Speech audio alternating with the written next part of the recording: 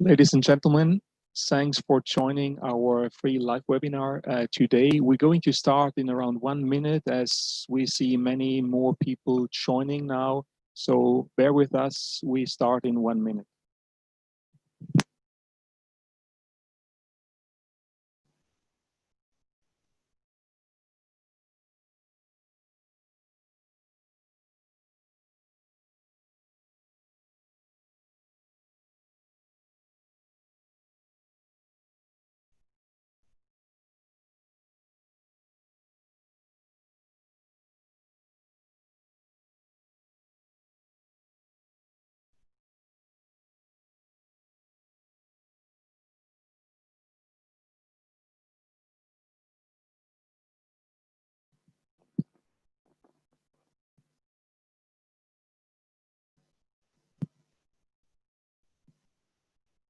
Ladies and gentlemen, thank you for joining today's free live webinar on the top cybersecurity insights for 2021, organized by SIT Academy.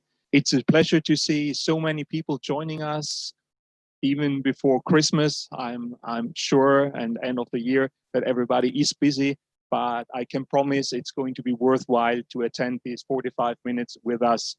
When I'm speaking of the two of us, please let me introduce myself quickly. My name is Philipp Boxberger. I'm the Managing Director of SIT Academy and in charge of all our executive education and further education programs at the Schaffhausen Institute of Technology, a brand new research institute with university programs offered out of Switzerland, focusing on computer science, software engineering, physics, talking about quantum technologies, advanced materials, and business sciences. But today, our focus is going to be on cybersecurity, and I'm very happy to have just next to me Candid Wüst, which is SIT Academy faculty, as well as VP of Cyber Protection Research at Acronis, a real expert on the topic. And he's going to make the next few slides, giving you the first idea of what's going on. But before we start, let me please remind you of a few housekeeping rules. This webinar is going to be recorded and shared with you thereafter. There's also a Q&A function enabled. So please feel free to ask us questions. We're going to answer these ones as during our webinar. And please also use the comment functions we have on Facebook and YouTube if you prefer one of these two channels. So with that, I'm very happy to hand over now to Candid, who is going to talk about the cyber threats which are coming next year to us. Thank you, Philip, and also welcome from my side. So it's my pleasure to talk about all the cyber threats that we see. And yeah, unfortunately, in my 20 years of experience battling with those threats, we see that there seems to be no ending. There's always something new coming up. And of course, in 2020, we have seen a lot of COVID-19 themed threats around. So cyber protection is more important than ever. And if we talk about it, I mean, just go into the media, take any newspaper or online information source, you will see on a daily basis new articles coming up. You might remember the big spear phishing attack against Twitter, which resulted in high-profile accounts being hijacked by attackers. So they managed to convince insiders to actually switch some of the accounts over, and then they were allowed to post for Obama, Bill Gates, and others and spread some Bitcoin scams. Of course, we also see that collaboration tools like video conferencing systems, Zoom, Microsoft Teams, WebEx, they all have been kind of mission critical at the moment, right? Many companies are relying day-to-day business onto them, but that also means that the attackers are focusing more on their research onto those platforms. So we have seen attacks against Zoom, which allow them to steal your credentials, your passwords. Just recently, as in last month, there have been a few vulnerabilities in the Microsoft Teams, which even without user interaction allows someone to take over a machine if they're in the same Microsoft Teams meeting. And we probably will see more of those coming in the future as well, as unfortunately, I guess, working from home will be there for a while. Well, probably we're gonna move into working from anywhere. So kind of a hybrid model, that's what we expect. And that means that the attackers will use those exposed servers even more to attack and get their profits. Of course, we also see that, well, there are vulnerabilities that can be patched. Microsoft releases, well, nearly around 100 patches for their own software every month. This month in December, it was a little bit less with 58, but still, we're getting a lot of things that you can patch, but many companies do not because they don't have a schedule. They don't even know that all of their machines should be patched. So making sure that you know what's happening in your systems, that you have the visibility of which machine needs to be patched is important here as well. And of course, yes, ransomware. It's probably one of the biggest menace at the moment. Targeted ransomware attacks where they go and encrypt your data, but it's actually not just encrypting. Nowadays in 2020, they will steal your data as well. So they exfiltrate sensitive information and then they blackmail you to, well, either get the decryption key for the encrypted data, but also if you don't pay, they will publish the information. And as we have seen with Software AG, which has been compromised as well by ransomware, they were demanding $20 million in a ransom, which they did not pay, and therefore the attackers started to release some of the information to the internet. So there's a lot of money to be made, unfortunately. Some of those attack groups do make millions every month, and that means there's no need for them to stop, because why would they if they're still profitable, right? But let's have a look at kind of where we see the most attacks happening at the moment. So of course, email is still the attack vector number one. It's very simple, very fast for the attackers to use, and unfortunately, also very successful. In about 3 out of 4 cases where a vulnerability is used, we see that it's through Office documents. But in most cases, actually, there is no vulnerability being misused.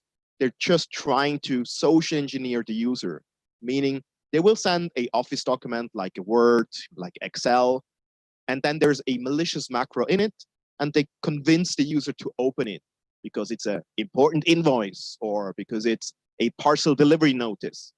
And people, unfortunately, will click on activate the content, and that means the malicious macro will start in the background to run and go further.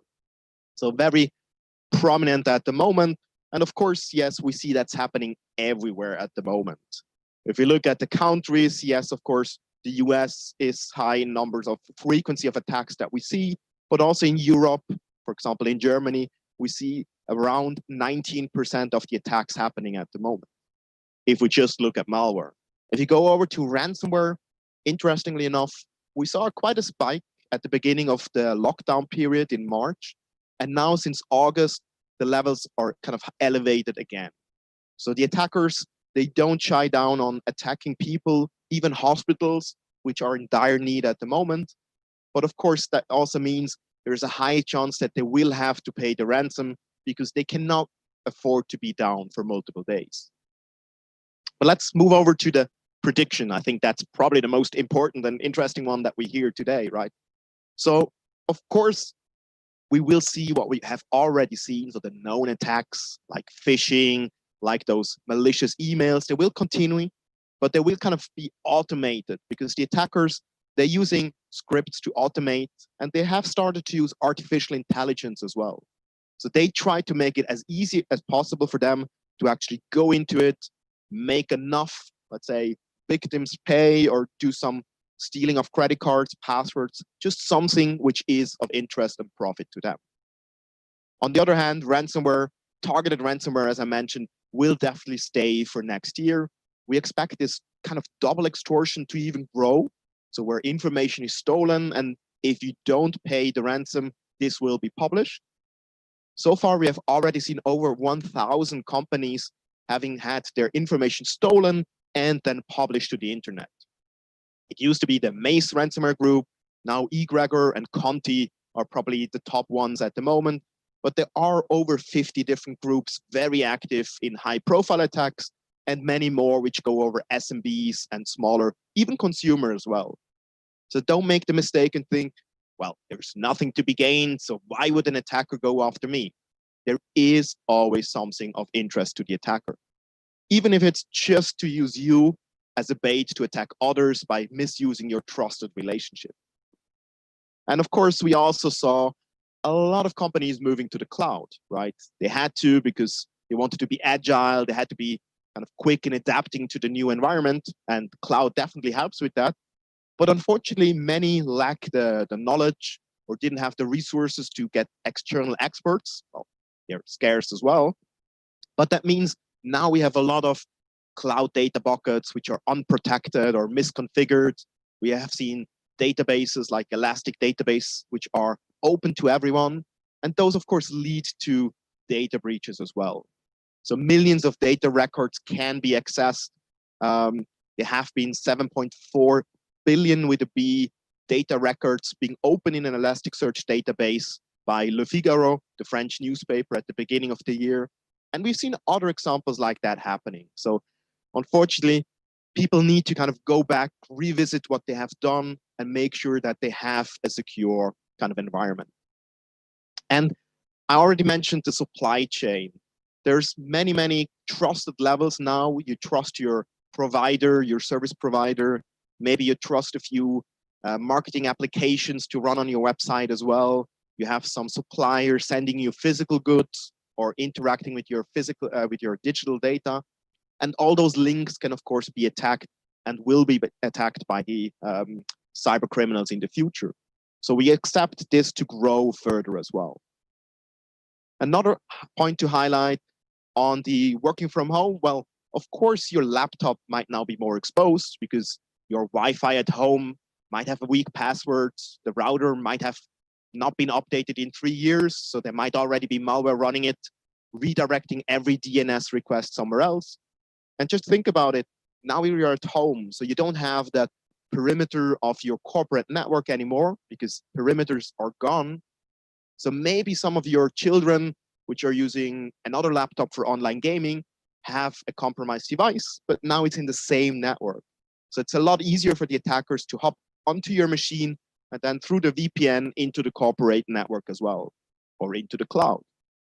So that probably will be going on for the future as well. We have seen a lot of attacks over vulnerabilities in RDP servers, in VPN, Citrix, F5, all those kind of endpoints on the other end for the exposed servers are, of course, in the crosshair of the attackers.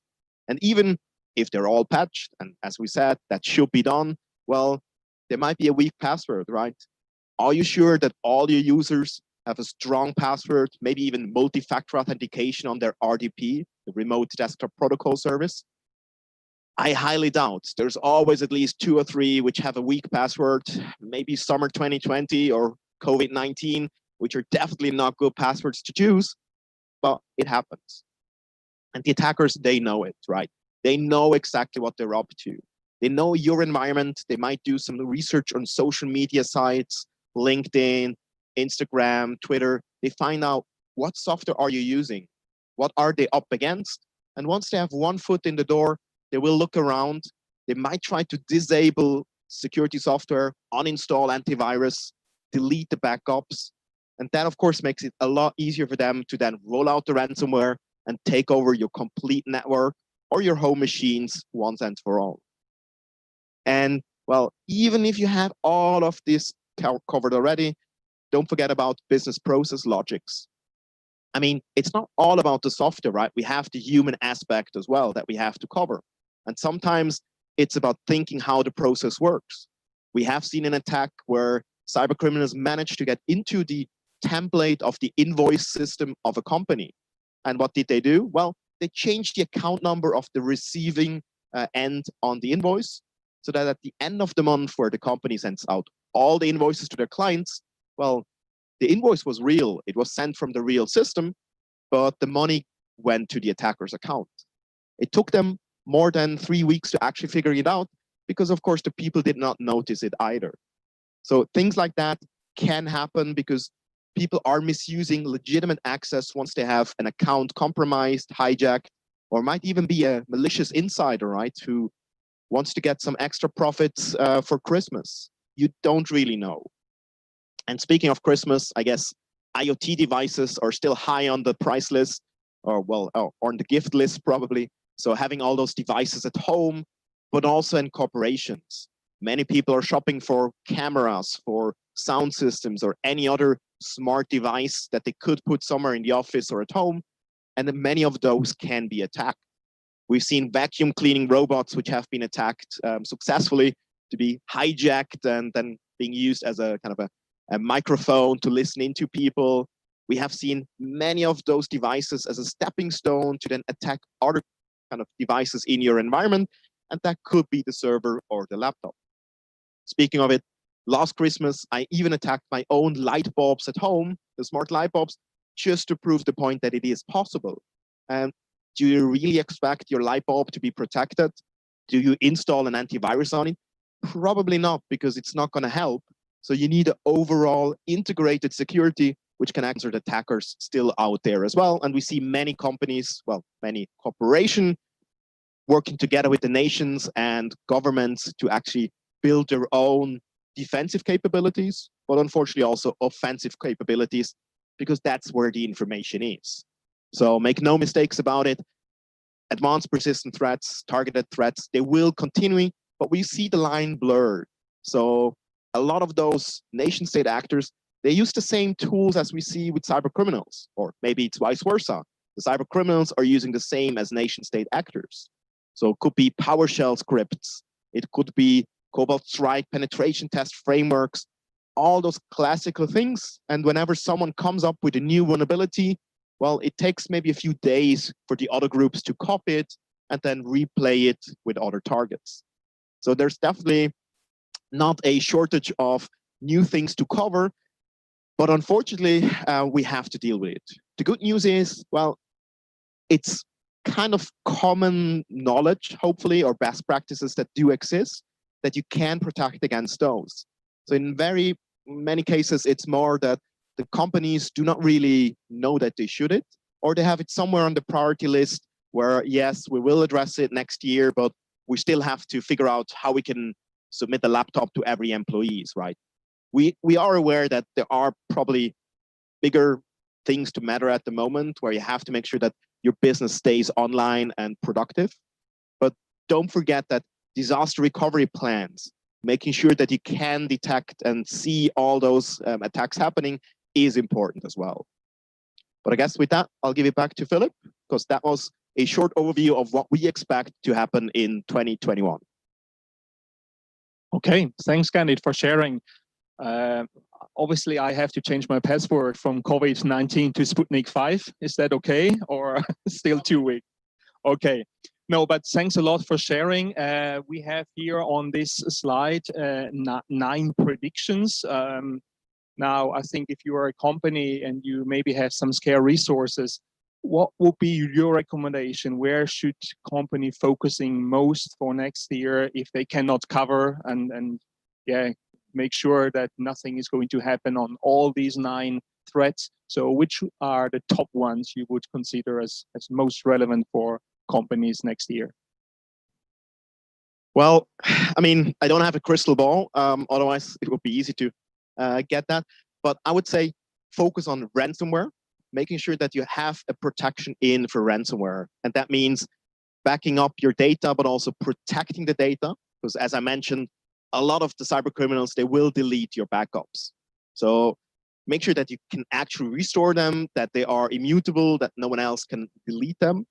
And probably also should check that no one can steal your data. So that's one point. And the other one, you actually mentioned it, passwords. Strong authentication using multi-factor authentication. So those smartphone applications where you can have a one-time password being sent for 30 seconds or 60 seconds. They're not foolproof. You can get around those. Specifically, of course, if you have a phishing website, which will use them in real time in the background. But they make it a lot harder for the attackers, because usually they try to do something like credential stuffing, which is an attack where once they have one password because it got leaked due to a hack on Facebook or somewhere else, they will try the same password on your corporate email, on your PayPal account, on, I don't know, your Zoom account. And yeah, there is a good chance that people will use the same password. So that means they will get in, because breaching one password leads to hundreds of other accounts. So don't make it too easy for them. Have different passwords for different services and use multi-factor authentication, because then they will not be able to just hop from one account to the other. So I think those would be the two. Number three would probably be patching the known vulnerabilities. So if Microsoft releases some patches, you should definitely put them in. And I mean, yes, it sounds trivial and we probably all know that we should, but just remembering WannaCry, the big ransomware outbreak in 2017. There has been a patch available for already 2 months before this WannaCry ransomware was starting, and we still saw hundreds of thousands of unpatched machines because people were not putting on the priorities. So those would be my 3 topics. Okay, very interesting. I mean, I have to say I'm not a cybersecurity expert, but I'm surprised. I mean, ransomware, you mentioned it now twice already, and it's nothing new, no? It has been there for quite some time already. So why is it still such a powerful threat when it comes to cybersecurity? Yeah, ransomware actually is quite old. We've seen in the 90s already. At the time, it didn't really work because you had to send a check to Panama to get the decryption key. So there was no cryptocurrencies like Bitcoin, and not that many people were connected to the internet. So then it started, and of course it got more and more popular. So we've seen that it worked. But at the beginning, yes, it was more about encrypting the data. And people learned that, yes, if I have a backup, either offline or somewhere protected, then it doesn't matter too much if they are able to encrypt my data. I can just restore, right? Because you should have a disaster recovery anyway, because people might accidentally delete information, or there might be a hard drive crash. It still happens that hardware fails. So people got adapted to it. But that means the attackers adapted again as well. So that's why I saw at the end of 2019, groups like Maze starting to massively exfiltrate terabytes of data, which of course means that's another avenue to kind of put on a lever that, yes, you have to pay, otherwise the information gets leaked. And the last point to make is exactly the deletion of the backups. So giving you one example of a small company or mid-sized company in Germany, there the attackers managed to get into an account of an administrator. And unfortunately, they used the same password on the console for their backup solution. So the attacker actually went in, deleted all the backups from there, and he made it even worse. He actually used the backup solution to then create a small backup of the malware, the ransomware, and then restored that malware to all the different points.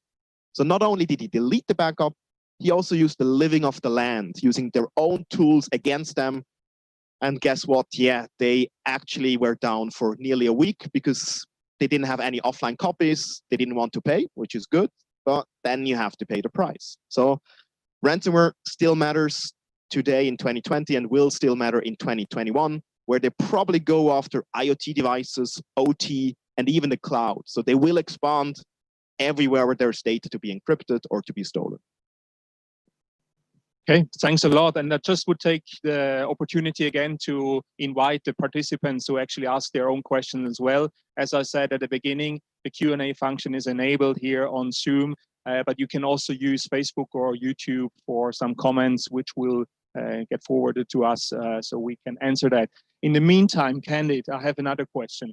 Cloud becomes more important than ever. I mean, we are all working from home, you mentioned it, but also online shopping is becoming more and more relevant. So I don't think for companies, it's not an option not to go to the cloud.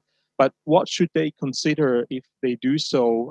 You mentioned in your presentation a few highlights already on the key facts, but can you please elaborate a little bit more on that topic? Sure, my pleasure. And yes, I'm a fan of the cloud, so don't get me wrong. It's not that you should not go to the cloud. Specifically now, it allows you to be flexible and quick in adapting, right? And yes, online shops, a lot of people had to create the online shop for the first time, I guess, to stay online, stay productive, and actually sell something. But we are aware that, of course, many companies lack the knowledge, the expertise of how to secure kind of cloud services. Microsoft Azure, Amazon, or even Google they all provide a lot of good tools to help you actually create secure online facilities, but you have to use them. So just as an example, I run a small, well, let's call it honeypot. So 100 buckets on Amazon AWS S3, which are basically data storage in the cloud. And I deliberately misconfigured them that everyone can access my data. Just read access, but that's good enough. And I see every day at least 6 different people trying to access my data. Well, actually not just trying, they download my data and I put in a few fake documents with passwords. They even read the passwords and then try them on other systems. So people are actually using it because it works.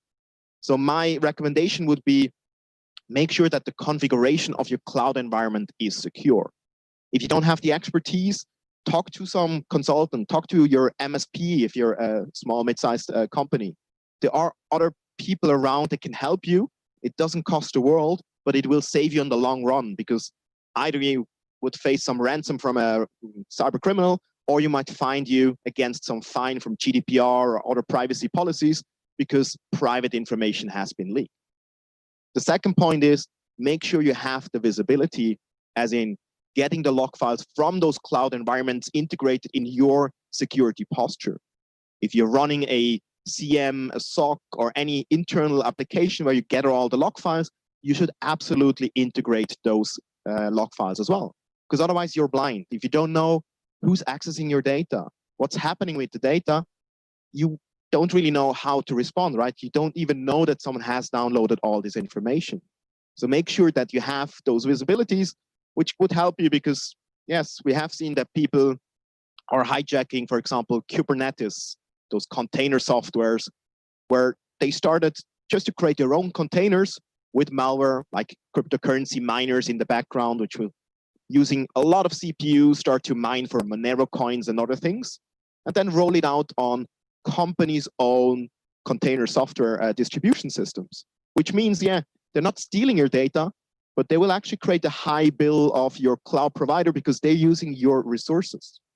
So that's something you can see if you have the visibility, and it's actually not too difficult to do, but unfortunately, yes, you have to make it. So I think configuration and visibility would be the key. Okay, thank you very much. And we have a first question from the audience. Eric actually asked a question coming back to ransomware. If you, in case you have actually an antivirus software, can it still be bypassed by ransomware or even malware? Yeah, of course, it's the old cat and mouse game, right? Attackers always try to kind of bypass security solutions by finding new interesting ways. So giving you one example, we have seen this year that some groups, like Wasted Locker, started to download a virtual box, like a virtual machine, with the old Windows XP system onto the victim's machine, and then they mapped all the drives from the real host machine into the virtual machine.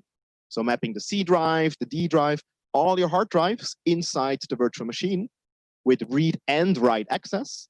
And then from within the virtual machine, they started to encrypt it, which means for the host, it looked like, well, that's just a legitimate virtual box environment. So why should I stop it, right? So a lot of security solutions actually did not block it, which is why it is critical that you have solutions that can actually distinguish that behavior and still go kind of data-centric. So for example, the Acronis Cyber Protect has a threat agnostic data protection, which means we just look how are the processes interacting with the files on disk. And since we have many, many years of experience with low-level disk input-output, how files are written from the backup side, we actually know what's good behavior and what's bad behavior. And if someone tries to encrypt, let's say 5 files in 10 seconds, well, either they're encrypting the whole disk with BitLocker or some legitimate applications, or it is ransomware. So we can make the decision with artificial intelligence, block it, and even should there be some files which have been encrypted, and yes, it could happen, we can restore it from the local cache that we have protected so that the user will not lose any data. But in the end, yes, it is a cat and mouse game, and we have seen, unfortunately, some classical traditional antivirus solutions being bypassed. So that's why you need a sophisticated data protection or cyber protection solution. Okay, so Eric, I hope we have been able to answer your question here. There's another very interesting question coming up here, and Candid, according to the question, if you would be in charge of a small mid-sized company and you have to be in charge of setting up cyber protection for this company, how would you start? What kind of setup would you choose? And maybe you can share even a best practice with us. Seems to be an issue which two actually of our participants have asked in the same direction, some questions here. Yes, I mean, I guess we all want to know how to protect it, right? Because I'm talking about all those threats and I don't want to leave you with nightmares, definitely not before Christmas. So yes, what would I do? Well, there are some best practices around. For example, there's the NIST, excuse me, cybersecurity framework, which provides you with some best practices. And there's even one specifically for mid-sized companies. And there's some for specific sectors like finance or energy market as well. So you can use those and then you start kind of small and grow from there. Don't try to kind of make a project and be 100% secure by end of this year. This is going to fail. As we all know, big, huge projects tend to fail because there's too much moving parts and you're never going to be 100% secure anyway. So start small. Make sure that you have management buy-in, so they should be on board to actually push it forward, and define some of the steps which are crucial for you where you think you're failing the most. And that's where the frameworks can help you. You can also have a look at the MITRE ATT&CK framework, which is an open, free available source talking about the techniques, kind of the atom operations of all those attackers. And you can take one of the recent attacks, maybe the ransomware attack against Foxconn, where they asked for $34 million in ransom. If you decide you don't want that to happen to you, you just follow through the path and see, would I be able to detect this? Would that be able to succeed in my environment? And that could lead to making sure you have an environment where you know all your devices, so inventory. Make sure that you can patch those in a timely fashion, so being quick in patching. Having secure user authentication, and a good backup and disaster recovery strategy. So those 4 points would be something I would start with and then grow it from there. It doesn't make sense to protect yourself against North Korean APTs at the moment if you cannot even fend off the script kiddie from a neighborhood, right? So make sure that you grow on a solid fundament and then build it up from there. Put in some targets. I don't say get lazy and sloppy. There is a lot of things that you can and should do, but start with those 4 points and take it from there. Okay, this sounds, however, from my experience or when I listen to you, very technical, what you just told us. Are there also some more managerial implications you would consider as relevant if you do a setup for cyber protection for a company? Yeah, I mean, I have been talking about technical controls because I'm a techie at heart. I cannot hide it.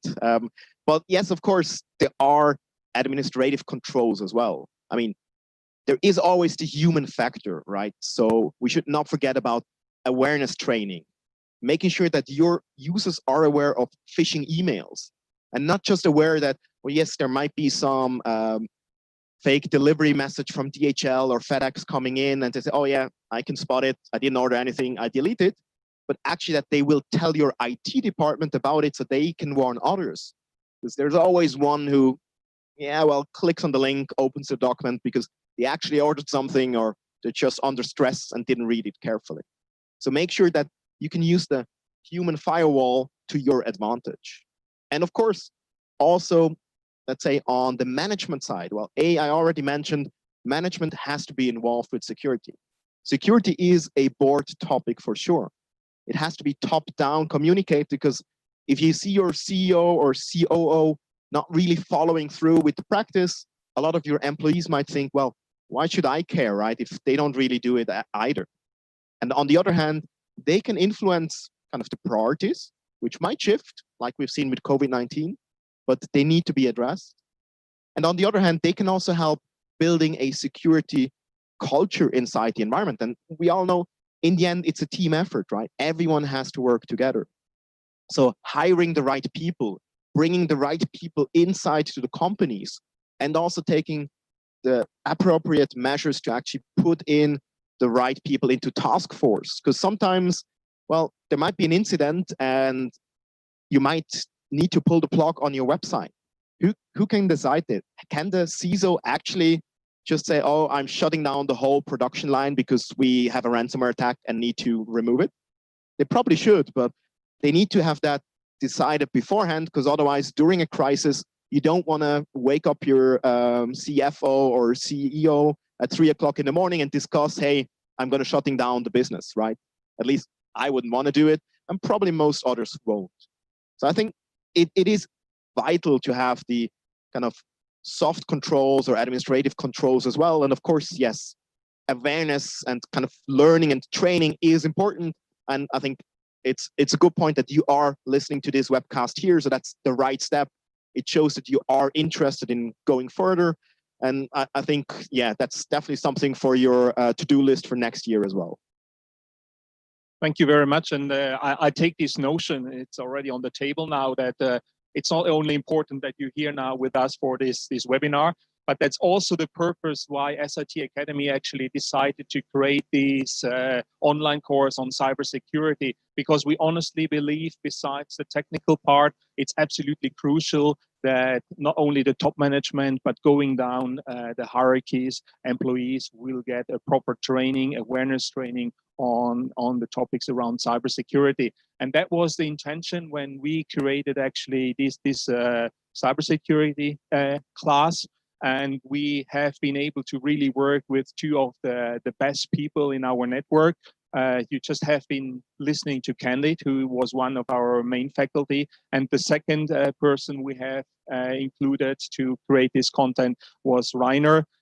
He's also visiting faculty at SIT Academy, and he was the former cyber information security officer at UBS Group, so worldwide responsible for one of the top financial institutes for protecting their data.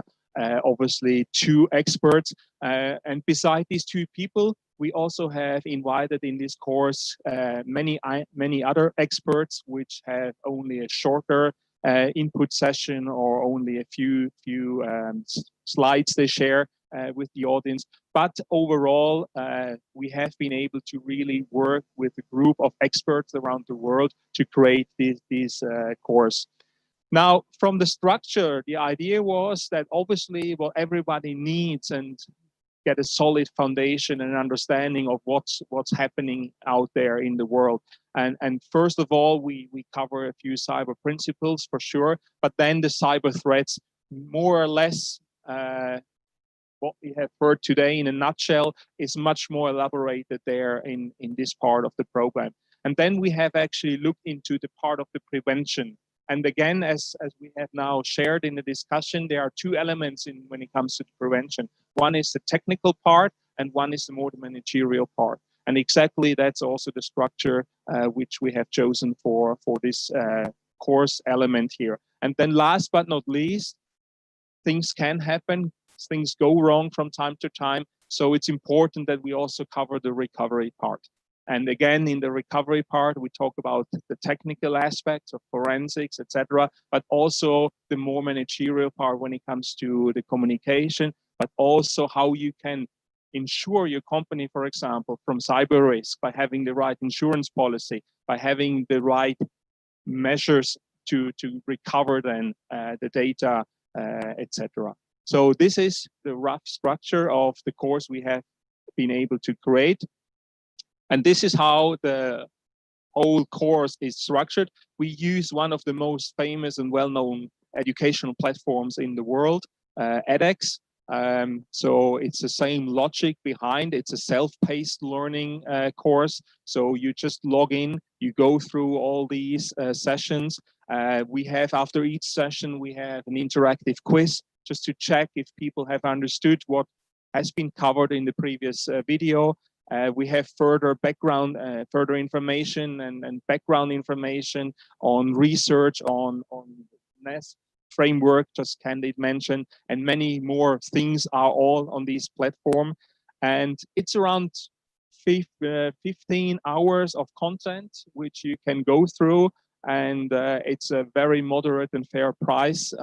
We offer this course, and it can be found on our website, sit.org/academy, and you will find or get access to this course here. So I can only recommend, if you like what you have heard today in this webinar, to actually have a sneak view into this course and sign up for it, go through it, and share it also with your friends and your colleagues at work, because we honestly believe that this is an element to create a cyber hygiene in the world, which is desperately needed, given all these threats that we have now seen for next year, given our new work life we have, home office, the cloud, the online shopping, etc. So I think it's really relevant for all of us. And that was also the reason why we believe and we strongly emphasize and advocate for this course, because I think the understanding and managing of this emerging information technology and cyber security is indeed a critical skill for executives in all type of industries. So independent where you are working, in which sector, I think this is an overall issue which is relevant. In the meantime, we have received a few more questions from the audience, which I would like to take advantage to hand them over to Candid so he can give you an answer here. And the first one we see here is actually a question which I think is very interesting. How will the FireEye breach change the threat landscape? Yes, I mean, for those who are not aware, the security company FireEye got breached by some unknown attackers at the moment, and they of course stole probably some information around customers, but also some of their own tools, because the company also does penetration tests. And I think I want to say it shows that it can happen to everyone, right? There are very sophisticated attackers out there. We don't really know what exactly happened, but now we know that those tools which they have developed for their own attack simulations, as in penetration tests, are now out there. And I'd say it would probably mean that, well, they have to develop new tools for sure. Other cyber criminals might adapt and use those tools because they are now visible on the internet. You can find on websites like VirusTotal, there's lists of kind of when they have been used in the past. So this will shift a little bit to new tools. But having said that, many of the attack vectors and techniques being used, they have already been known. You can see them in the MITRE ATT&CK framework. It's just a specific tool, but from that perspective, it won't change too much on the side of what you need to defend against, but it should change your mindset and show that, yes, there are very sophisticated attackers out there, but also that it is important to have the visibility, because that's what helped them to identify that there was a breach and that someone was inside the organization. So as always, you should assume breach, assume that someone actually managed to get in, because maybe it's just, well, a USB stick that you found in the garage and put it in, right? It's not always the email where you can blame the employee for clicking on it. Sometimes it's a bit more elaborate, or could be even a physical attack nearby, hacking into the Wi-Fi because the password was not secure. So there are many ways in. I don't think it will change too much. As I said, maybe as a last word, you shouldn't really care about who's inside your network, right? You should have no one inside the network except you and your customers. So make sure that you can protect and you can detect if anything happens. Okay, with this word, we are already coming to the end. Time is running, and it was a pleasure actually having all these questions coming in from the participant side as well, and having them answered by Candid here. And I don't want to stretch and go beyond the 45 minutes we have planned and scheduled this webinar for. So I would like to take the opportunity to actually thank everyone who has participated here in today's live webinar. I just would like to mention an additional event we are hosting next week on quantum computing. Very interesting, very a relevant topic as well, maybe a little bit more in the long term, not necessarily for next year, but never start thinking about the future, never hold back on that, just go in and learn about these very interesting topics here. And in general, if you are interested on SIT, on SIT Academy, what we're doing, check our website, register for our newsletter, check out our events. There's plenty of things going on also next year. With this, I would like to thank everyone again for joining today, taking time to be with us here for this 45 minutes. And I wish you a very festive season and Happy New Year. And I'm looking forward to welcome you, one or the other, for another webinar next year. Thanks a lot and goodbye.